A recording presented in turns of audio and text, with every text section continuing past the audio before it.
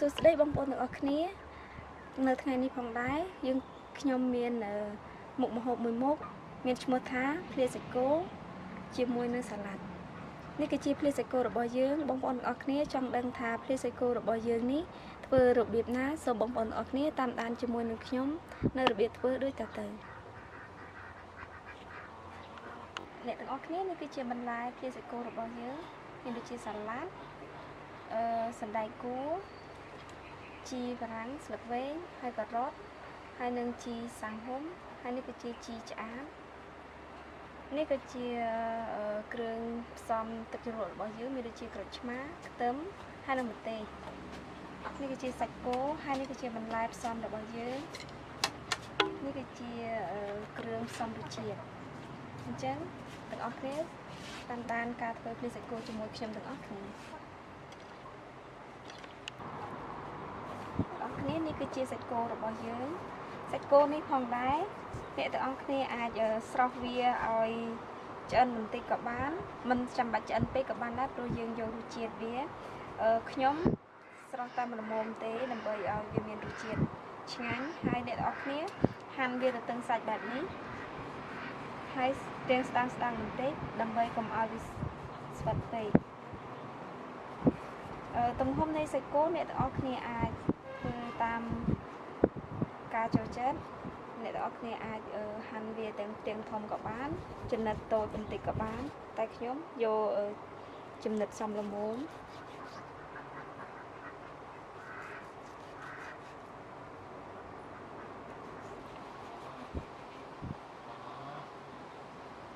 ខ្ញុំយកជាមួយបន្ទះសាច់គោដែលធំបន្តិចដើម្បីពេលដែលយើងរៀបដាក់នៅលើចានទៅឃើញមាន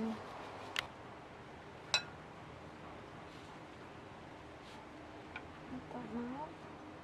ចឹងហាន់ជាមួយខ្ទឹមមកហើយ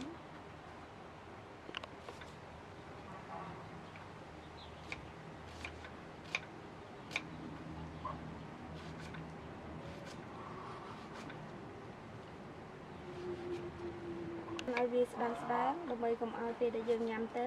វាមានរសជាតិហាងពេក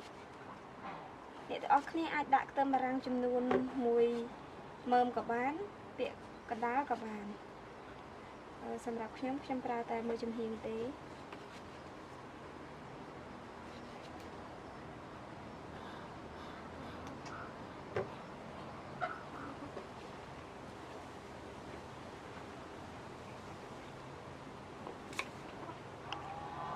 ចំណែកឯខ្ទឹមក្រហមវិញខ្ញុំប្រើចំនួន1ដុំដើម្បីឲ្យវាមានពណ៌ស្រស់ស្អាតរបស់វាអូខេសូមតាមដានទាំងអស់គ្នានេះគឺជាខ្ទឹមបងប្អូនអាចដាក់ខ្ទឹមចំនួន5ទៅ6ពពឹសដើម្បីឲ្យទឹកជ្រក់របស់យើងមើលទៅរាងច្រើន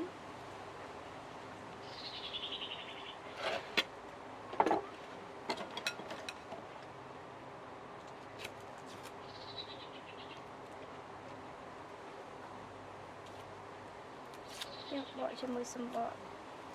ខ្ទឹមចេញចំណុចនេះពេលវាប៉ុណ្ណឹងបានហើយគាត់ដាក់វាចូល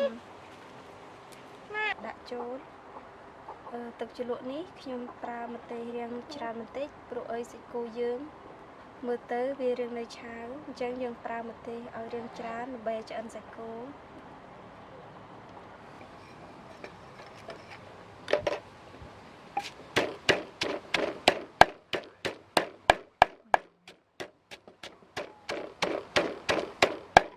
សាច់គោរបស់យើងនេះគឺជាសណ្តែកបណ្ដោះចូលហើយសណ្តែកគួរ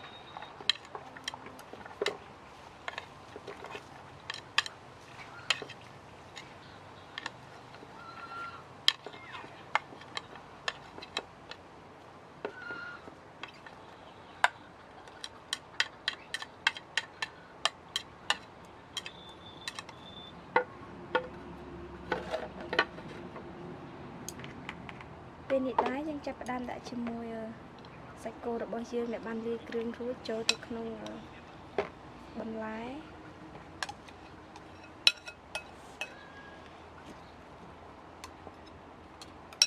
អូខេយើងធ្វើការច្របល់ចូលបែបនេះ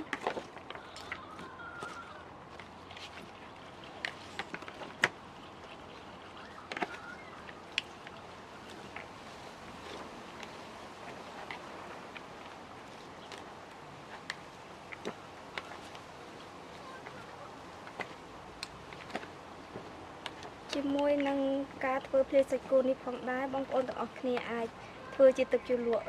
ផ្សេងចំនួន1ចានទៀតក៏បានសម្រាប់បងប្អូនគិតថាភ្លាសាច់គោរបស់យើងអាចញ៉ាំជាមួយនឹងទឹកជ្រលក់1ចានទៀតផ្សេងបានអូខេយើងលាយរួចរាល់ហើយពេលនេះយើងចាប់ផ្ដើមដាក់ជាមួយនឹងសាឡាត់ដែលយើងបានរៀបចំរួច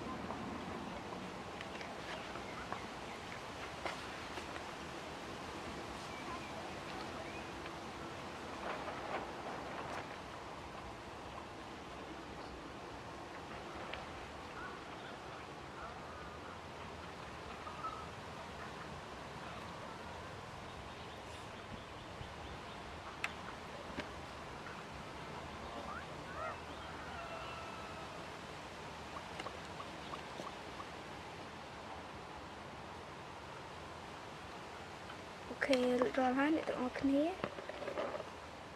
នេះគឺជាភ្លាសាច់គោរបស់យើងអ្នកទាំងអស់គ្នាភ្លាសាច់គោរបស់យើងរួចរាល់ហើយមើលទៅទំនងគួរឲ្យចង់ញ៉ាំមែនទែន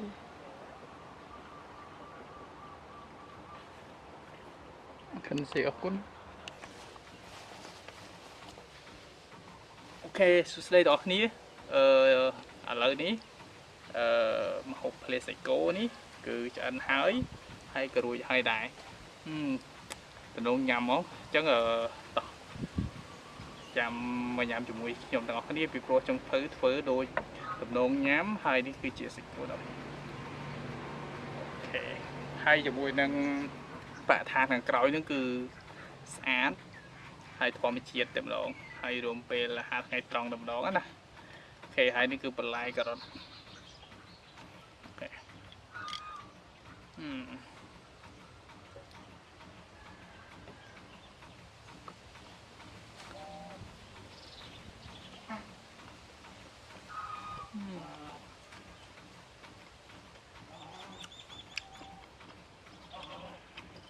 ថ្ងៃនេះអស់នេះចឹងពេលមើលវីដេអូហ្នឹងហើយឃើញខ្ញុំញ៉ាំអាចមើលឆ្វេងស្ដាំទៅហើយអាចធ្វើម្ហូបញ៉ាំបានគឺប្រញាប់ធ្វើញ៉ាំឆ្ងាញ់បងហើយនេះជី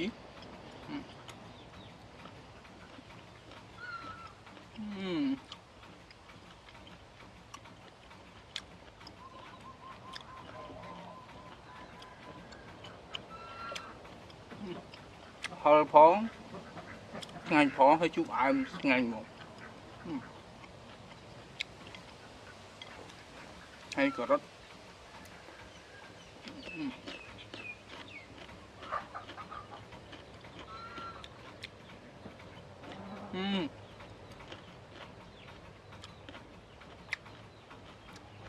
បើអ្នកអង្គចូលចិត្តមិនចូលចិត្តទេតែខ្ញុំណែនាំបងប្អូនធ្វើភ្លេសាច់គោញ៉ាំគឺឆ្ងាញ់ហ្មងជូរបន្តិចហឹលបន្តិចមកហើយបន្លែស្រស់សាច់គោស្រស់ដែលយើងយកមកធ្វើមកឆ្ងាញ់អូខេ